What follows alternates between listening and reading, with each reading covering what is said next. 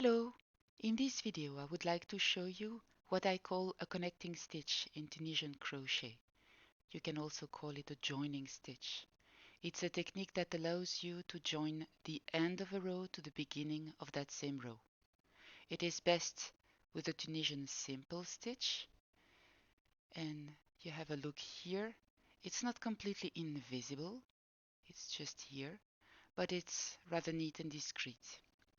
I started this project with a stretchy Tunisian crochet cast-on technique, and then I worked in Tunisian simple stitches with forward and return passes with a single-ended Tunisian crochet hook, and here I joined the end of my rows.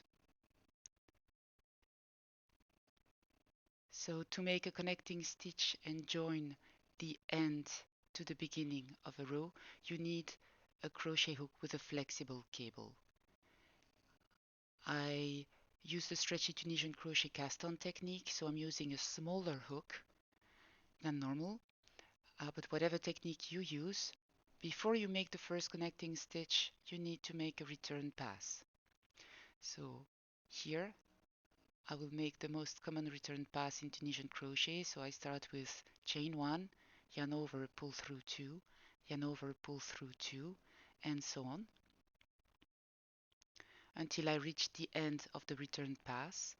When I have 2 loops left on my hook, I take a marker and I place it in the edge stitch and the return pass chain, the last return pass chain on my hook. And then the marker is placed at the back of the hook. And then the final yarn over, pull through 2. So I will change my hook here because I used a smaller hook for the cast on, the stretchy Tunisian crochet cast on technique. Here I'm using a bigger hook.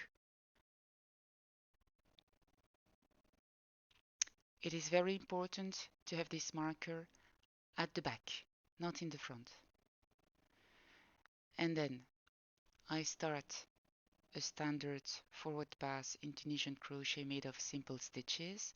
So I insert my hook under the vertical bar, the front vertical bar, and then yarn over, pull up a loop.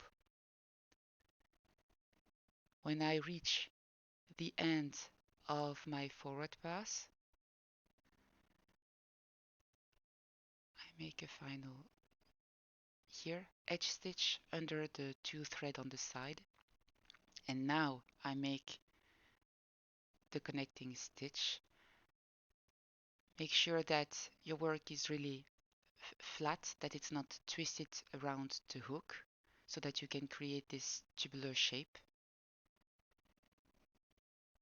And I will simply insert my hook under the 2 threads of yarn identified by the marker at the back of the first stitch of the row.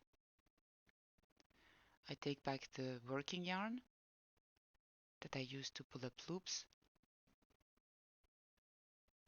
and then I make a yarn over, and here, very important, I will pull yarn through 3 loops, so the last loop on my hook for the forward pass and the 2 thread of yarn identified by the marker. And then yarn over, pull through 2, yarn over, pull through 2. So I don't start the return pass with a chain. When I reach the end of the return pass, again, 2 loops left on the hook, the edge stitch and the final return pass chain. I take a marker, I place it under these 2 loops to clearly identify them, and I place the marker behind the hook. And then yarn over, pull through 2.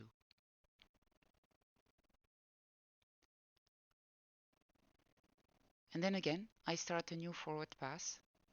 So I make simple Tunisian stitches. Tunisian simple stitches. So I work flat, I work in forward and return passes. I never turn my work. And when I reach the end of the forward pass, when there is no vertical bar left to pick up loops, then I simply make my connecting stitch by inserting the hook under the two thread of yarns, the two loops where I placed the marker at the end of the return pass. I remove the marker and then I will close 3 loops with a yarn over. So yarn over and then pull through 3 loops. So it looks like this. Now I make a return path, yarn over, pull through 2, yarn over, pull through 2, no starting chain. And after a few rows, it looks like this. So it's not invisible, but it's really discreet, and you don't have to make a seam to join one edge to the other edge of your work. And the back side looks like this. Voila, the simple connecting stitch.